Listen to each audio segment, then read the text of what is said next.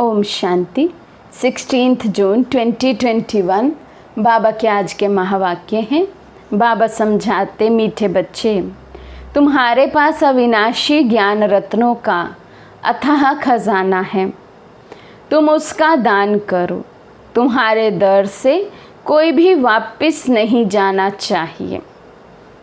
बाबा कहते कोई भी आपके कनेक्शन में आत्मा आती है, आपके संपर्क में आती है, संबंध में आती है, कोई भी आत्मा आपके पास से खाली नहीं जानी चाहिए।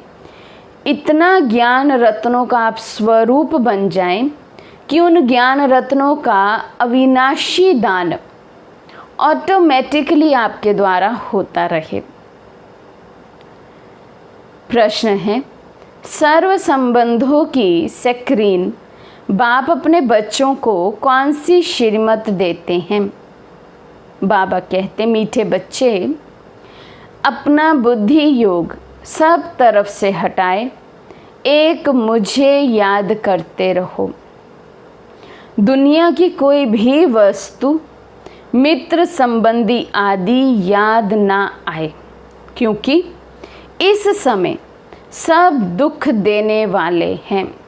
चाहे कोई वस्तु हो, व्यक्ति हो, वैभव हो, कभी ना कभी हर एक से इस समय, क्योंकि कलयुग है, उसमें भी अभी कलयुग का अंत है, तो बाबा कहते हर एक से कभी ना कभी तो दुख ही मिलने वाला है। इसलिए क्या करो, बाबा नहीं चाहते कि हम किसी भी कारण से क्षण भर के लिए भी दुखी हों।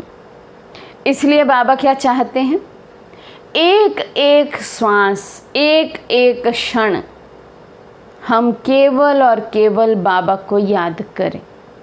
कल भी बाबा ने कहा था ना, देहधारियों में बुद्धि योग लटका रहेगा तो फिर रोना पड़ेगा। तो केवल बाप को याद करने से हमें अविनाशी खुशी का अनुभव होगा।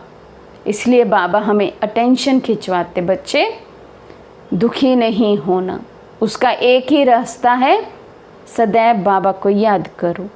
विश्व का मालिक बनना है तो ज़रूर 63 जन्मों का हिसाब किताब चुकतू करने की मेहनत करनी पड़े। सब कुछ भूल अशरीरी बनो, तब हिसाब किताब चुकतू हो। मैं सर्व संबंधों की स्क्रीन हूँ, सर्व संबंधों की मिठास बाबा कहते केवल एक मैं तुम्हें दे सकता हूँ। तो जिस संबंध की आवश्यकता है, बाबा के साथ कनेक्ट हो जाओ, उसी संबंध को बाबा से निभाओ। तो उस संबंध की रसना, उस संबंध की मिठास, उस संबंध का सुख बाबा हमें देंगे। ओम शांति। बाप दादा बच्चों से पूछते हैं, किसकी याद में बैठे हो? बच्चों ने कहा, शिव बाबा की। बाबा कहते, बुलंद आवाज़ में कहना चाहिए, शिव बाबा की याद में बैठे हैं। तुम बच्चे अर्थात आत्माओं का कनेक्शन है शिव बाबा से। तुम शिव बाबा के बनते हो इन द्वारा, क्योंकि शिव बाबा इनके द्वारा ही मिलते हैं। ये बीच में दलाल भी कहा जाता है। तुम्हारा दलाल से कोई कनेक्शन नहीं है, ये तो सिर्फ बीच में मार्फत है। लेन देन का सबका हिसाब किताब बाप से होना है, इनसे नहीं। जो भी हम लेते हैं, अर्थात जो भी वर्षा हमें मिलना है, बाबा से, शिव बाबा से ही मिलना है। और जो भी यज्ञ में देते हैं वो भी शिव बाबा के अर्थात ईश्वर अर्थ देते हैं। तो उसका रिटर्न बाबा, शिव बाबा के द्वारा ही हमें मिलना है। ये भी उस बाप को कहते हैं, बाबा मेरा सब कुछ आपका है। ब्रह्मा बाबा भी क्या कहते हैं, शिव बाबा मेरा सब कुछ आपका है। तुम्हें भी एक तो निश्चय ये है कि हम आत्मा हैं, और दूसरा ये भी निश्चय है कि हम आत्माएं अभी परमपिता परमात्मा से वर्षा ले रहे हैं। मनसा वाचा कर्मणा, तन मन धन से हम शिव बाबा के मददगार बनते हैं। ये सब कुछ शिव बाबा को अर्पण किया हुआ है। फिर शिव बाबा डायरेक्शन देते हैं, ऐसे ऐसे करो। तन मन धन सब कुछ बाबा के हवाले कर दिया तो फिर कुछ भी अपनी मर्जी से तो नहीं चला सकते ना। तो हर घड़ी बाबा से डायरेक्शन लेना होता है, बाबा इसको कैसे यूज़ करूं, तन है कहाँ लगाऊं, मन है कहाँ लगाऊं, धन है कैसे लगाऊं, कहाँ लगाऊं। इनको कहा जाता है श्रीमत। बाप खुद कहते हैं मैं इस पुराने तन में प्रवेश करता हूँ, ये भी पति से पावन बन रहे हैं। ये किसने कहा? शिव बाबा ने ना। ये भी पावन बन रहे हैं, इनका भी मेरे साथ हिसाब किताब है, इनके साथ कोई का हिसाब किताब नहीं। तुम चिट्ठी लिखते हो शिव बाबा केयर ऑफ ब्रह्मा, परंतु माया ऐसी है जो निरंतर याद करने नहीं देती, बुद्धि योग घड़ी घड़ी तोड़ देती है। अगर यही पक्का पुरुषार्थ करेंगे तो फिर दूसरा सब कुछ भूल जाएगा। क्या पक्का पुरुषार्थ करना है? बुद्धि योग केवल एक शिव बाबा से लगा रहे। बाबा कहते हैं यदि तुम पक्की रीति ये पुरुषार्थ करते हो तो ये पक्का हो जाएगा और फिर सब कुछ बाकी जो भी है भूल जाएगा, शरीर भी भूल जाएगा। ये शरीर होगा परंतु आत्मा को इन सब चीज़ों से नफरत होगी। ये अवस्था जमाने की प्रैक्टिस करनी होती है, अंत में हमको अपना शरीर भी याद ना पड़े। बाप कहते हैं अपने को अशरीरी समझ मुझ बाप को याद करो। मैं सदैव अशरीरी हूँ, तुम भी अशरीरी थे, फिर तुमने पाठ बजाया, अभी फिर तुमको पाठ बजाना है। ये मेहनत है। विश्व का मालिक बनना कोई कम बात है क्या? मनुष्य ही विश्व का मालिक बन सकते हैं। ये देवताएं भी मनुष्य हैं, परंतु इनको दैवी गुण वाला देवता कहा जाता है। लक्ष्मी नारायण विश्व के मालिक थे, इन्हों को अपने बच्चे होंगे, वही उनको माँ बाप मानेंगे। परंतु आजकल मनुष्य अंधश्रद्धा से इन लक्ष्मी नारायण को तमेव माता च पिता तमेव कहते हैं। वास्तव में ये महिमा है शिव बाबा की। देवताओं की महिमा गाते हैं आप सर्वगुण संपन्न, परंतु उन्हों की पूजा क्यों करते हैं ये किसी को पता नहीं है। अभी तुम ऐसी महिमा नहीं गाएंगे कि तुम मात पिता हम बालक तेरे। हाँ, तुम जानते हो शिव बाबा वे निराकार परम पिता परमात्मा हैं, उनसे ही सुख घनेरे मिलते हैं। तो बाबा कहते हैं अब तुम बच्चे देवी देवताओं के लिए ये नहीं गाएंगे तमेव माता च पिता तमेव, या ये नहीं कहेंगे कि तुम्हारी कृपा से ही हमें सुख घनेरे मिलते हैं। बाबा कहते हैं अब तो तुम जानते हो कि शिव बाबा जो परम पिता परमात्मा है उनके द्वारा ही हमें सुख घनेरे मिलते हैं। बाकी जो भी संबंधी आदि हैं उनसे दुख ही मिलता है। ये तो एक सैक्रीन है जिससे सर्व संबंध की रचना मिलती है। इसलिए बाप कहते हैं मामा काका चाचा आदि सबसे बुद्धि योग हटाए मामेकम याद करो। तुम गाते भी हो दुख हरता सुख करता, सर्व का सद्गति दाता एक ही है, वही हमारा सब कुछ है। लौकिक बाप से भी दुख मिलता है, बाकी टीचर है जो किसी को दुख नहीं देते। टीचर पास जाकर पढ़ने से तुम शरीर निर्वाह करते हो। हुनर सिखाने वाले भी होते हैं, वे सब अल्पकाल के लिए टीचिंग करते हैं। भक्ति में भी महिमा एक राम अथवा परम पिता परमात्मा की ही करते हैं, उनको ही याद करते हैं। वास्तव में भक्ति भी एक की ही करनी है, वे एक ही तुमको पूज्य बनाते हैं। तुम पहले पहले एक शिव बाबा की पूजा करते हो, उनको सतो प्रधान भक्ति कहा जाता है। फिर आत्मा भी सतो प्रधान से सतो रजो तमो बनती है। तुम समझते हो हम पुजारी बनते हैं, तुम पहले एक शिव की ही पूजा करते हो, फिर कलाएं कमती होती जाती है। भक्ति भी सतो प्रधान से सतो रजो तमो बन जाती है।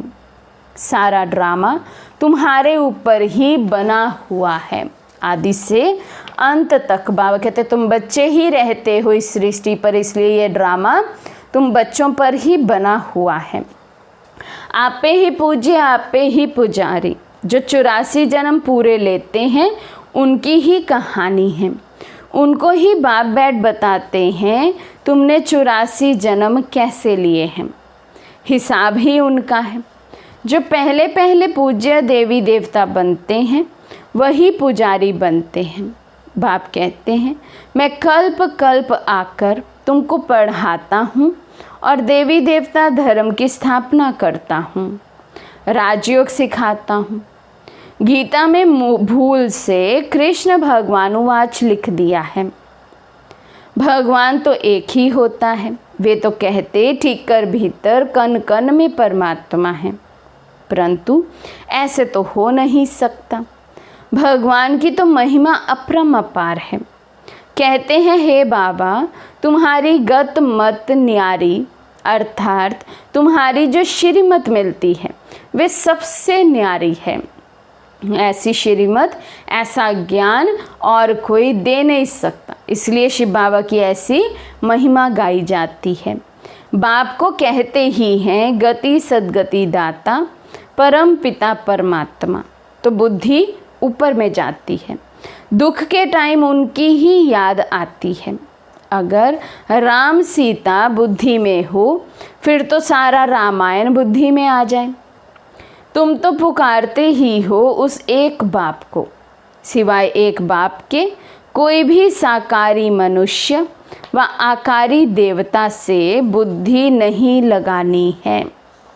पतित पावन है ही एक बाप।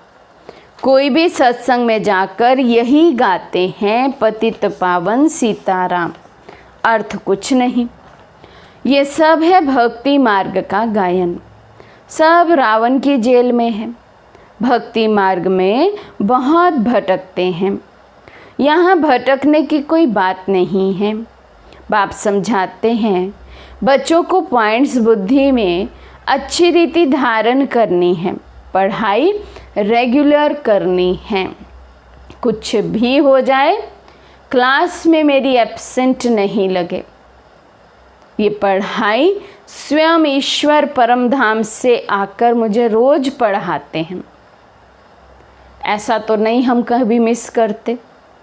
बाबा आज डायरेक्शन दे रहे हैं, याद दिला रहे हैं फिर से हमें, ये पढ़ाई मोस्ट वैल्यूएबल है, ये समय मोस्ट वैल्यूएबल है, पढ़ाने वाला तो मोस्ट मोस्ट मोस्ट वैल्यूएबल है।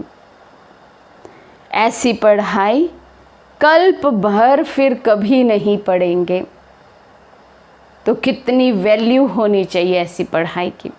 बाबा कहते कभी भी क्लास मिस ना हो। विधि बदली है, क्लास नहीं बदली है। विधि चेंज हुई है, पहले सेंटर आकर सुनते थे, अभी ऑनलाइन सुनते हैं, लेकिन सुने जरूर, निश्चित समय पर सुने, हो सके तो संगठित रूप में सुने। तो बाबा कहते अगर कोई कारण से सवेरे नहीं आ सकते तो दोपहर में आ जाना चाहिए। किसी को तंग भी नहीं करना है, सारा दिन पढ़ा है, कोई भी समय जाकर पढ़ना है। ये बच्चियां सुबह से लेकर शाम तक सर्विस पर हैं, सारा दिन सर्विस स्टेशन खुले हुए हैं, कोई भी आए उनको रास्ता बताना है। ये पहले पहले समय की बात है, क्योंकि उस समय जो मॉर्निंग क्लास होती थी वो सुबह अमृत वेले के तुरंत बाद होती थी, 4:30 पौने 5 बजे मुरली क्लास होती थी। तो इतनी सुबह कई बांधेलियाँ होती थी, नहीं आ पाते थे, तो दिन में तो किसी ना किसी बहाने से आ सकते हैं। तो इसलिए उस समय के लिए बाबा ये कह रहे हैं, क्योंकि साकार मुरली है ना, तो उस हिसाब से कह रहे हैं।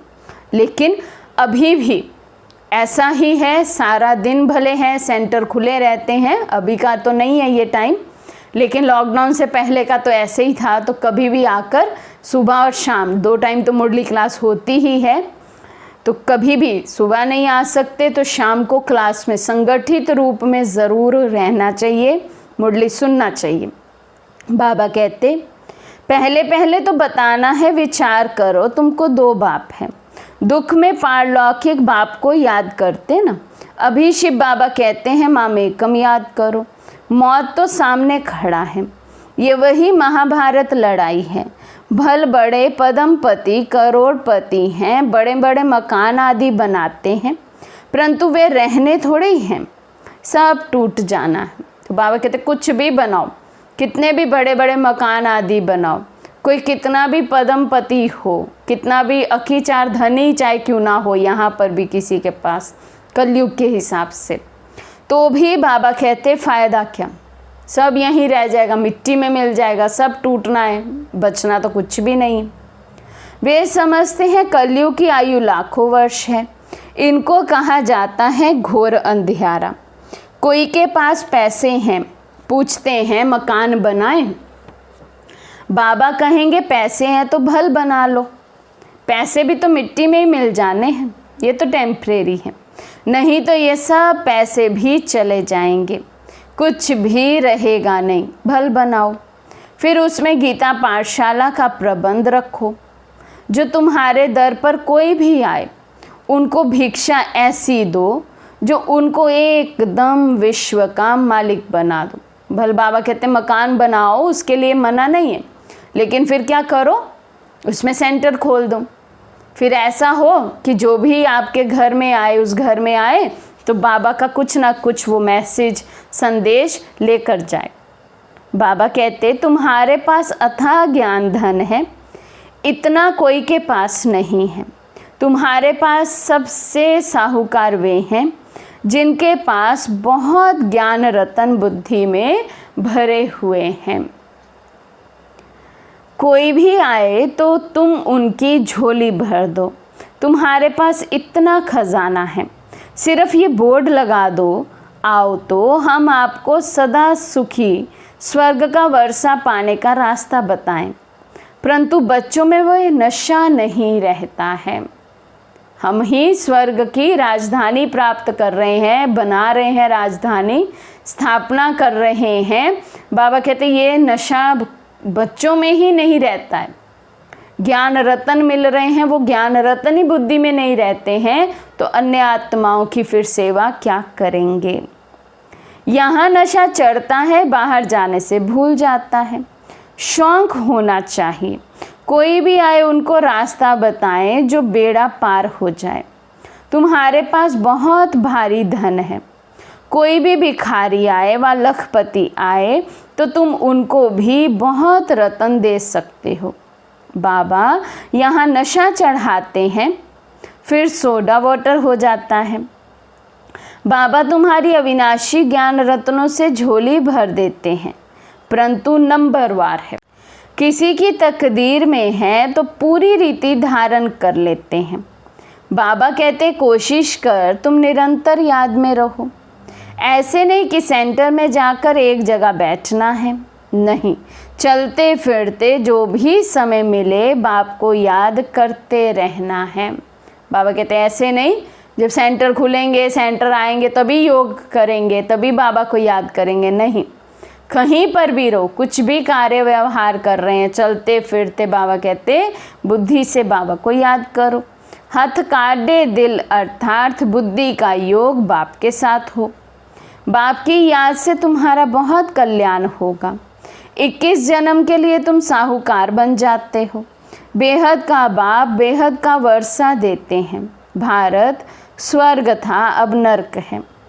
बाप कहते हैं अब मुझे याद करो तो तुम्हारी आत्मा सतो प्रधान बन जाएगी। बाप को याद करेंगे तो नशा चढ़ेगा। हमारे जैसा धनवान सृष्टि में कोई नहीं है। बाबा कहते ये भी बात याद रहे तो कितना नशा चढ़े।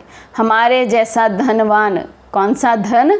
ज्ञान धन, पूरी सृष्टि पर किसी के पास नहीं है। बाप की याद नहीं होगा तो धन कहाँ से आएगा? स्वर्ग में तो तुम बच्चों को अपार सुख मिलता है। शास्त्रों में तो कितनी दंत कथाएं लिख दी हैं, गाते भी हैं राम राजा राम प्रजा, धर्म का उपकार है। फिर कहते राम की सीता चुराई गई, बंदरों की सेना ली, आगे खुद भी पढ़ते थे, कुछ भी समझते नहीं थे। अब कितना समझ में आता है, कितनी वंडरफुल बातें लिख दी हैं। बाप कहते हैं मुझे प्रकृति का आधार लेना पड़ता है। शिव बाबा को भी हम बच्चों से मिलन मनाने के लिए, हम बच्चों को ज्ञान रत्नों से भरपूर करने के लिए प्रकृति अर्थात तन का आधार लेना पड़ता है। बाबा कहते त्रिमूर्ति में भी ब्रह्मा विष्णु शंकर दिखाते हैं, परंतु ये भी समझते नहीं कि विष्णु कौन है, कहाँ के रहने वाले हैं। विष्णु के मंदिर को नर नारायण का मंदिर कहते हैं, परंतु अर्थ कुछ भी नहीं समझते हैं। विष्णु के ये दो रूप लक्ष्मी नारायण हैं जो सतयुग में राज्य करते थे। अभी तुम मनुष्य से देवता बन रहे हो।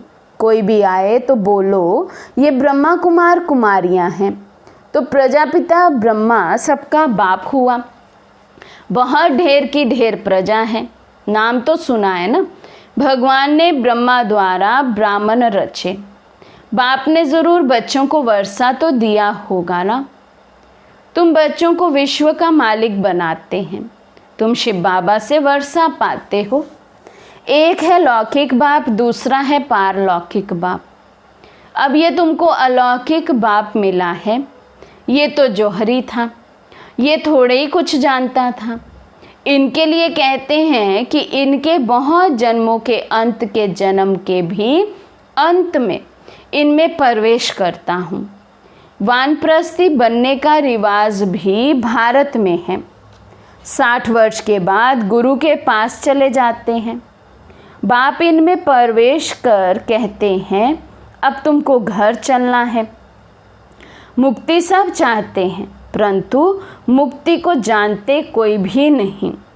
ब्रह्म में लीन तो कोई हो नहीं सकते।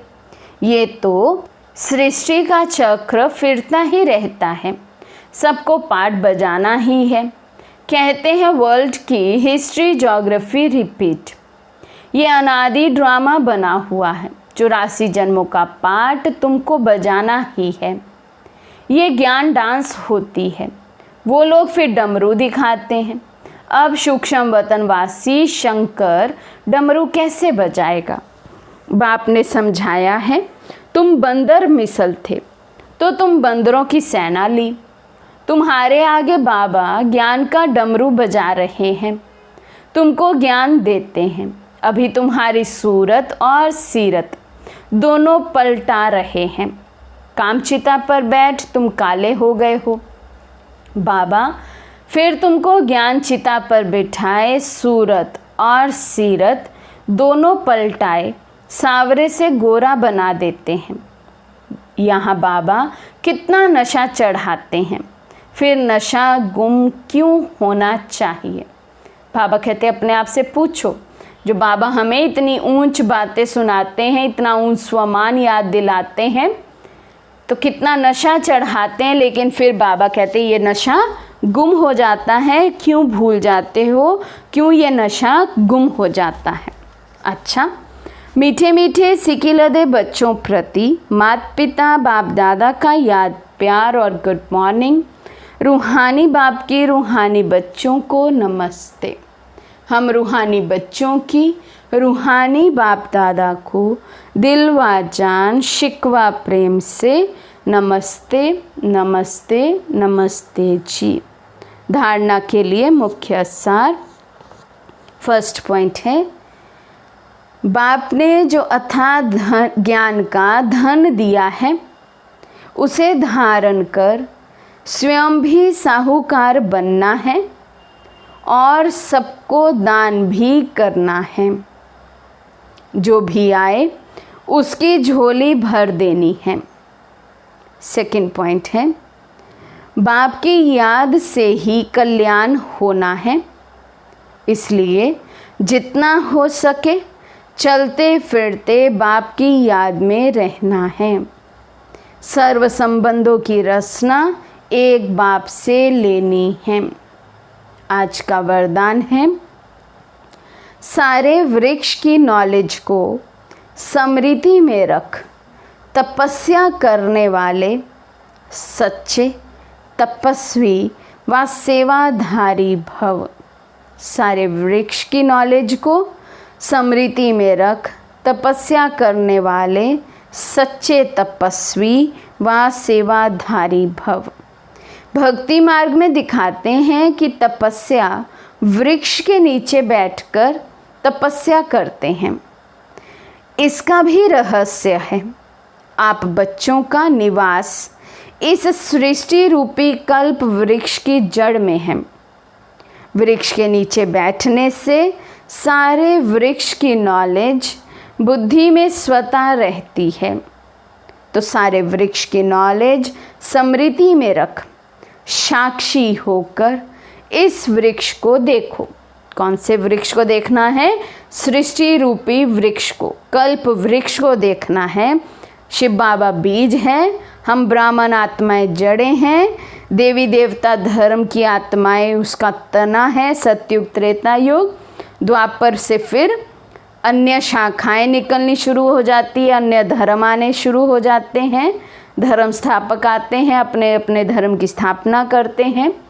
फिर और फैलता जाता है वृक्ष, वट वृक्ष बन जाता है। कलयुग में आते आते अनेकों इसके पत्ते, झाड़ झाड़ियाँ, टाल टालियाँ बन जाती हैं, अनेक धर्म हो जाते हैं, अनेक मतें हो जाती है, मठ पंथ, बहुत कुछ इसका फिर विस्तार हो जाता है।